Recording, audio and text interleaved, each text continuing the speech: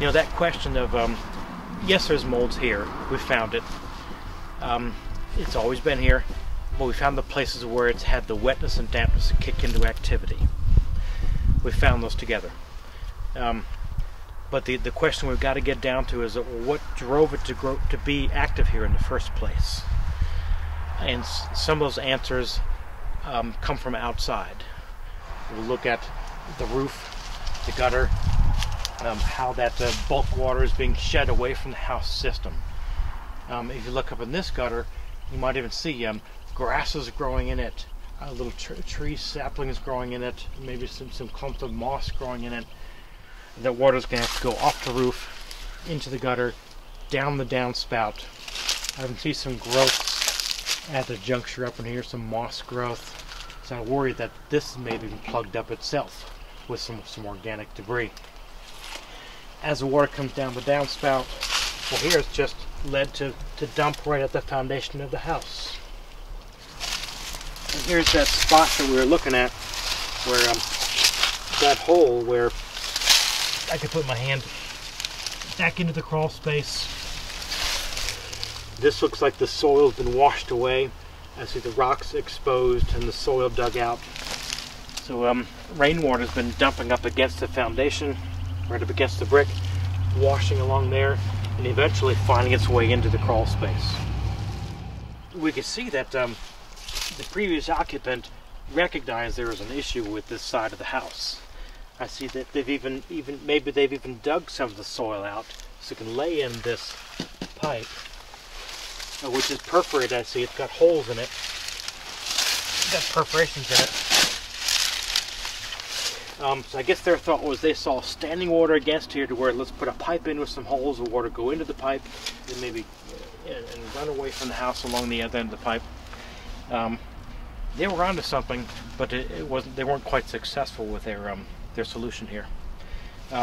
Others might say, let's go beyond that. Let's dig all this soil away and treat that exterior wall to not let water go into the crawl space or basement.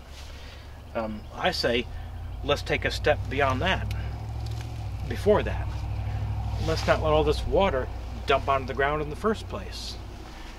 You'd be surprised of the houses I see that have troubles with wetness and dampness downstairs in the basement and the crawl space. The vast majority of those are simply issues with the gutters and downspouts and drains. It could be quite an expensive project to come in here with machinery to dig all this soil out and to treat that wall and to lay some gravel and to put that French draining in, for example.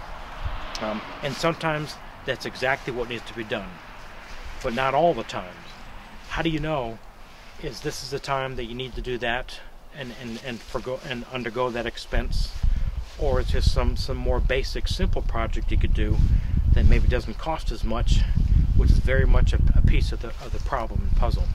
When we were inside the house, we found some mold showing itself visibly on some surfaces, but the surface that was most concerning was that exterior wall where they had the wood stove in years past, and could come outside that same spot.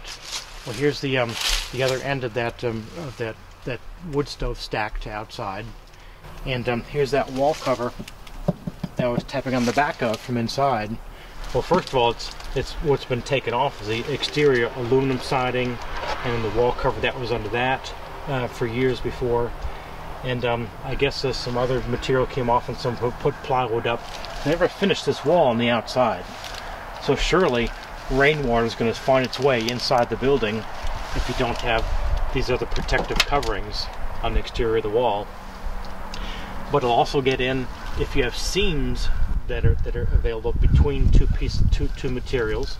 We even saw the light coming through from inside before. Outside I see the vent stack for the wood stove that was inside, and look how they had to cut out the edge of the roof for this vent stack to be up against the building. That was a bit of their downfall there. Instead of the water running off the metal into the gutter, or at least a few inches away from the house, the rainwater dumps right onto the building up there behind this vent stack where they cut out the roof. So that flowing water ran down this surface. We could tell it has. Look how much it's stained the color of this wood. Look how much it's driving algae growth on the wood here too. That's the source of the wetness of this wall material that we saw inside. This was damp on the inside to the touch. It drove the mold growth inside. We've got to solve that problem to not have the wetness inside. I'm going to take you outside and look at these things from out here. I'm going to take you down the crawl space and look at things from down there. We're going to get to the bottom of these mold troubles, find where it is, fix the drivers, and get you onto healthier conditions inside.